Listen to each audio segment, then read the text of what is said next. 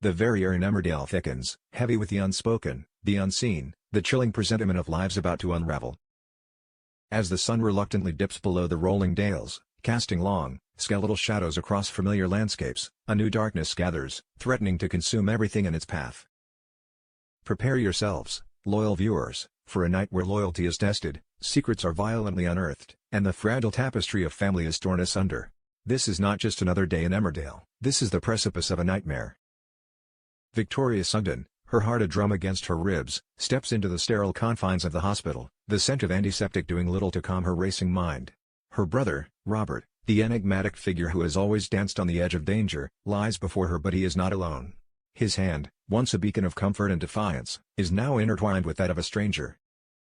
Kev. The name echoes like a death knell in Victoria's ears. He's a man whose eyes hold an unsettling depth, a predatory gleam that sends shivers down her spine. But it's not just his presence that alarms her, it's the instant recognition in his gaze, the chilling certainty with which he greets her, as if she were a long-anticipated mark.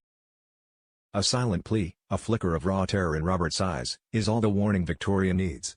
She plays along, a masterclass in impromptu deceit, her voice saccharine sweet, her smile a brittle mask.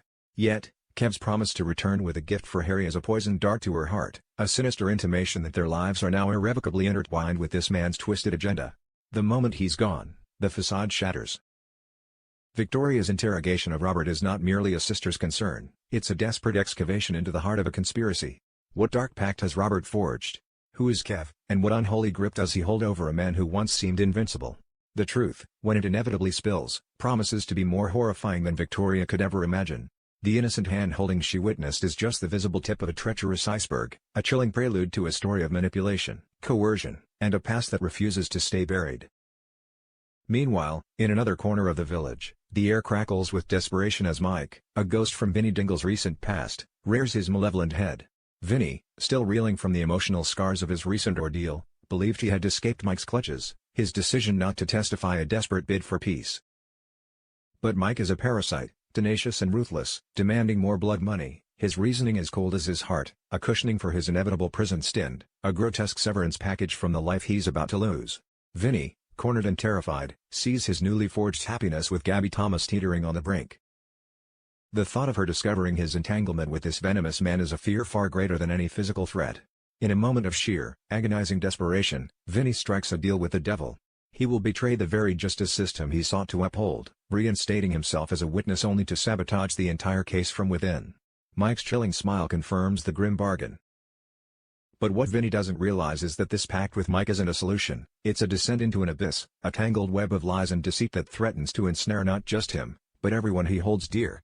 The weight of his impending betrayal presses down on him, a suffocating shroud of guilt and fear. The consequences of this choice will reverberate through Emmerdale, shattering trust and exposing the raw, brutal truth of human desperation. And then, a tragedy of unimaginable proportions unfolds, born from innocence and driven by the cruel hand of circumstance. April Windsor, navigating the treacherous tightrope of adolescence, finds her two worlds colliding with cataclysmic force.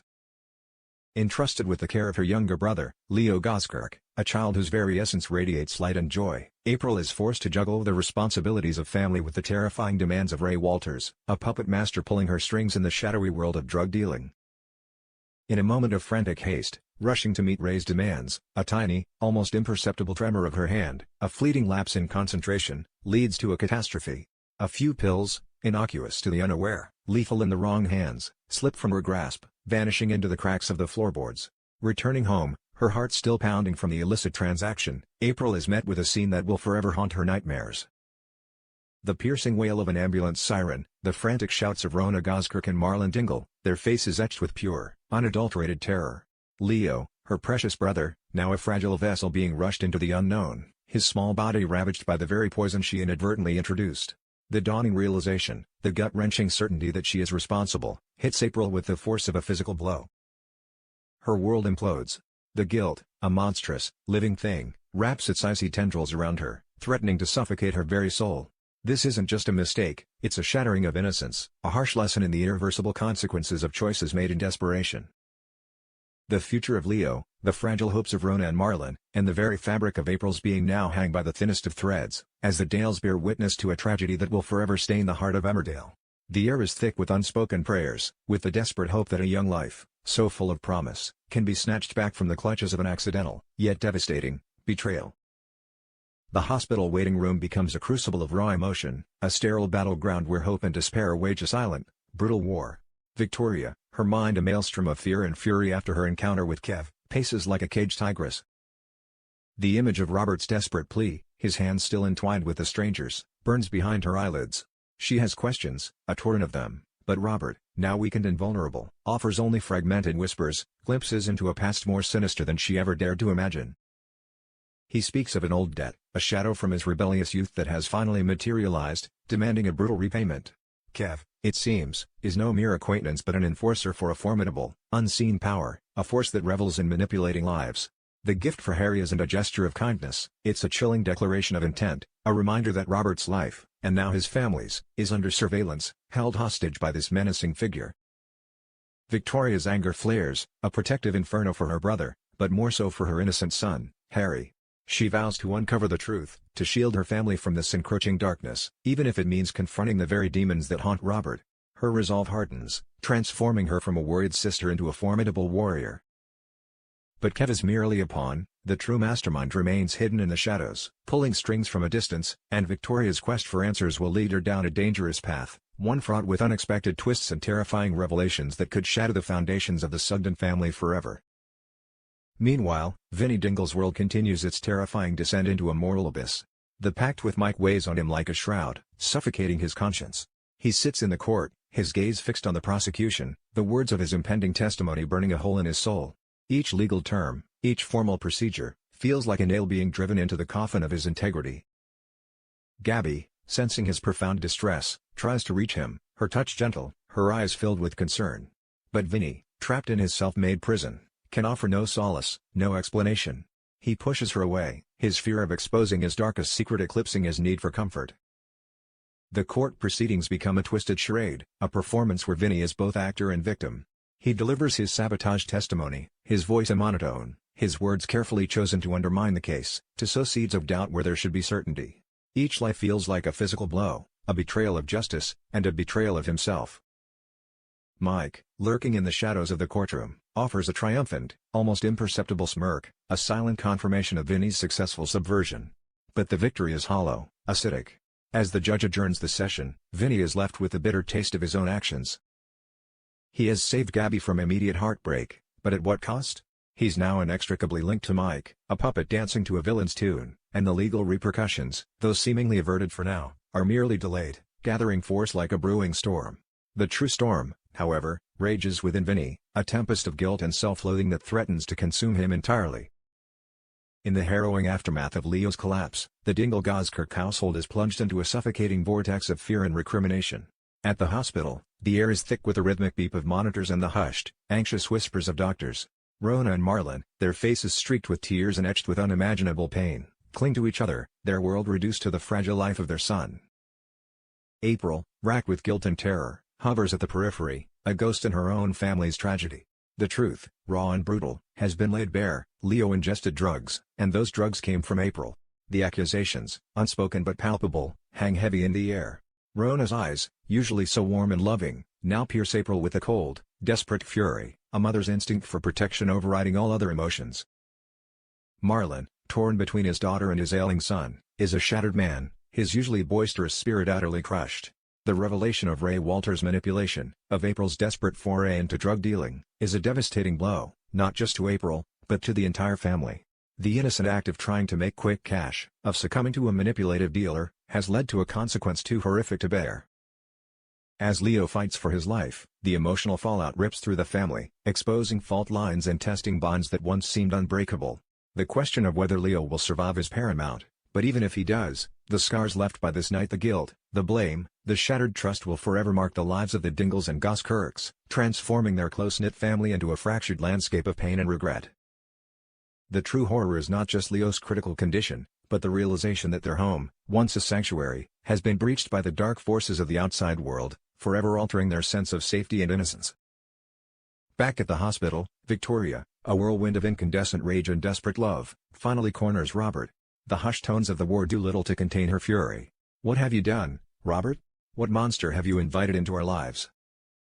Her voice, though low, vibrates with an intensity that promises retribution. Robert, his face a ghostly pallor, finally cracks under the relentless pressure. He reveals a past darker than Victoria could have ever conceived, not just a debt, but a tangled web of shady dealings from his youth, a desperate bid to protect someone he loved from a ruthless underworld figure known only as the Serpent. Kev, it turns out, is merely the Serpent's most brutal fang, his chilling promise to Harry not a threat to the child, but a visceral reminder to Robert of the true stakes, his family. The Serpent wants Robert to facilitate a new, even more dangerous operation, leveraging his legitimate connections for illicit gain. The choice, Robert explains with a shudder, was simple: cooperate, or watch his family pay the ultimate price. A cold dread settles over Victoria. Her brother isn't just in trouble, he's trapped, a pawn in a game far beyond his control. But Victoria Sugden is no damsel in distress. The fierce protective instincts of a mother ignite, burning away her fear. She declares war, not just on Kev, but on this unseen serpent, vowing to dismantle his network piece by piece, even if it means stepping into a world of shadows and dangers she never imagined. She will fight for Robert, for Harry, and for the peace that has been violently ripped from their lives. But as she leaves Robert's bedside, a chilling thought pricks at her mind: how far will the Serpent go to protect his empire, and how many innocent lives will be crushed in his wake? In the quiet, desolate hours of the evening, Vinnie Dingle slinks back to Tall Trees, his steps heavy with the weight of his betrayal.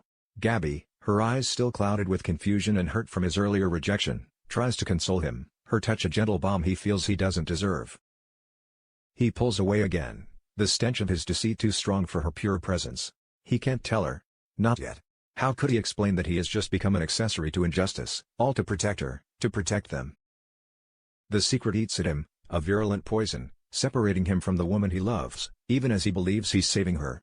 As Gabby finally retreats, hurt and bewildered, Vinnie is left alone in the oppressive silence, staring into the flickering embers of the fireplace. The deal with Mike, though executed, offers no relief, only a deeper sense of despair. He knows Mike won't simply vanish. This is just the beginning.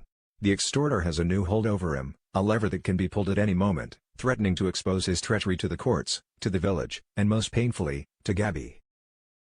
Vinnie's radical plan has bought him time, but at a terrible price: his soul. He feels the suffocating grip of isolation, realizing that by trying to protect Gabby, he has pushed her further away.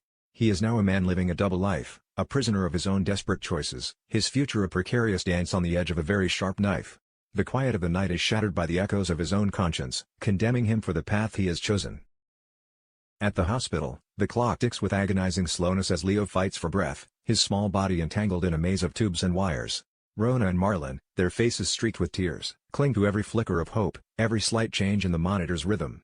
The specialists are guarded, their words cautious, painting a grim picture of the road ahead.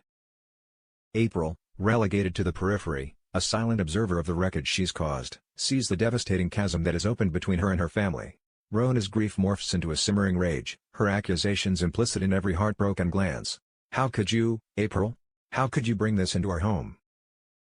She whispers, her voice raw with pain, pushing April further into a chasm of guilt. Marlon, usually the rock of the Dingle family, is a broken man, his spirit shattered by the thought of losing his son. The weight of April's secret, of Ray Walter's sinister influence, finally breaks him. He demands answers, not just about the drugs, but about who put April in this position. The full, ugly truth of Ray's manipulation tumbles out, a torrent of fear and coercion, painting a picture of a vulnerable teenager caught in a predatory web. As the truth unfolds, a new, more dangerous emotion takes hold, a primal, protective fury from Marlon. He vows vengeance on Ray Walters, a cold, hard glint in his eyes that promises a reckoning. The battle for Leo's life has begun, but it is also the beginning of a relentless hunt for justice, a desperate father's pursuit of the man who dared to endanger his child. The family is fractured, but a new, dangerous resolve is forming, threatening to ignite a fiery conflict that will shake Emmerdale to its core. The once innocent home is now a battlefield, and the stakes could not be higher. Victoria, driven by a simmering fury and a cold, calculating resolve, leaves the hospital, her mind already mapping out a strategy. She knows she can't fight the serpent in the open, she needs intelligence, leverage. Her first stop is a desperate, late-night visit to Aaron, a man whose own past is stained with the grime of the underworld. She finds him brooding, a haunted figure nursing a silent pain. Initially, he's resistant, his eyes wary, recalling the horrors of his own involvement with dangerous characters. But as Victoria lays bare Robert's plight, describing Kev's chilling visit and the serpent's insidious demands, a flicker of recognition, then a cold dread, crosses Aaron's face. He knows the serpent's name, or at least the whispers of his reputation, a shadowy figure who operates with ruthless efficiency, leaving a trail of broken lives in his wake. Aaron warns her of the immense danger, emphasizing that the serpent's reach is long, his methods brutal. He cautions Victoria against engaging directly, suggesting that mere defiance could escalate the threat exponentially. But seeing Victoria's unwavering determination, her fierce love for Robert and Harry, Aaron's protective instincts kick in. He reluctantly agrees to help, not by fighting, but by digging, by using his own scarred knowledge of the underworld's dark currents to uncover the serpent's weaknesses, his vulnerabilities. Aaron's commitment is grudging, born more out of a residual loyalty to Robert and a deep-seated empathy for Victoria's plight than a desire to re-enter that dangerous world. He emphasizes the need for absolute secrecy, for discretion that verges on invisibility. This isn't just about information, it's about survival. Their alliance, forged in the chilling silence of the pre-dawn, is an unspoken pact against a common, terrifying enemy, pulling Aaron back into the very darkness he'd fought so hard to escape. Victoria, though relieved to have an ally, feels the heavy weight of the burden she's placed on Aaron, knowing the immense risk he's taking. The fight for Robert's freedom has just begun, and it promises to be a desperate, clandestine war where trust is a fragile commodity and every shadow hides a potential threat. Meanwhile, as the first rays of sunlight tentatively touch the village, Vinnie Dingle finds himself in a new kind of prison, one built of his own making. The court's adjournment leaves him in a tormenting limbo, the weight of his false testimony pressing down on him. He knows Mike's victory is temporary, a cruel game of cat and mouse. True to his predatory nature, Mike contacts Vinnie again, not with threats, but with a chilling proposition. He demands Vinnie's continued complicity, not just in sabotaging the current case, but in future, even more illicit endeavors. He wants Vinnie to become his inside man, a perpetual informant and accomplice, threatening to expose Vinnie's initial treachery if he refuses. The leash around Vinnie's neck tightens, leaving him gasping for air. His desperate gamble to protect Gabby has backfired catastrophically, trapping him in a web far more intricate and dangerous than he could have imagined. He sees his life with Gabby, his dreams of a quiet, honest future, crumbling before his eyes. The realization that he's traded temporary peace for perpetual servitude dawns on him, leaving him with a profound sense of hopelessness. How can he escape this new, inescapable hell? The only way out, he grimly understands, might require moves so audacious, so treacherous, that it could cost him everything, his freedom, his reputation, and perhaps even his life. At the hospital, the agonizing wait for news on Leo intensifies. Rona, her face swollen with tears, clings to Marlon, both of them suspended in a terrifying purgatory between hope and despair. The doctors deliver a somber update. Leo's condition is critical, the next 24 hours absolutely vital. The words cut through April like a knife. Her guilt, already a monstrous burden, now transforms into a physical agony. She tries to approach Rona, to offer solace, to beg for forgiveness, but Rona's grief-stricken gaze is a wall of ice. Just stay away, April, Rona chokes out, her voice raw with pain and a nascent, burning resentment. Just stay away. The words are a brutal condemnation, isolating April in her suffering. But Marlon, though heartbroken, has found a new, dangerous focus. The primal fury ignited by Ray Walters' actions has coalesced into a cold, unwavering determination. He pulls April aside, his eyes no longer just sad, but blazing with a fierce, protective fire. "Tell me everything, April," he demands, his voice low and dangerous. "Every detail about Ray Walters. Where he operates, who he talks to, everything." April, terrified but desperate to atone, begins to recount the sinister details of Ray's dealings, the vulnerable targets, the dark corners of the village where his influence lurks. As she speaks, Marlon's jaw tightens, his fists clench. The gentle, jovial Marlon Dingle has vanished, replaced by a man consumed by a terrifying, single-minded quest for vengeance. He sees not just a drug dealer, but a predator who preyed on his vulnerable daughter and nearly killed his son. The quiet chef is gone, in his place stands a father on the brink, ready to unleash a storm of retribution against Ray Walters, regardless of the personal cost. The hospital, a place of healing, has inadvertently become the birthplace of a dangerous vendetta, threatening to drag even more innocent lives into Emmerdale's burgeoning darkness.